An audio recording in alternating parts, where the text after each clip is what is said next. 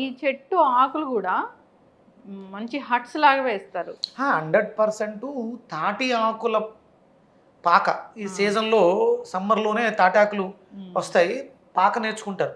Summer వస్తుందనగా సమ్మర్కి ముందే పాకలు వేసుకోవడం వల్ల ఈ సమ్మర్ హీట్ని కిందకి దిగకుండా ఆపుతుంది. ఇప్పుడు తాటిపాకలు లేవు, ఆ రోజులు పోయినాయి. కానీ తాటాకు పాక కింద ఉండడం వల్ల మన మెదడు కూడా అభివృద్ధి చెందుతుంది ఆ చల్లదనానికి. మనం వేసుకునేటువంటి ఏసీ చల్లదనాన్ని ఇస్తుంది కానీ అనారోగ్యకారకం.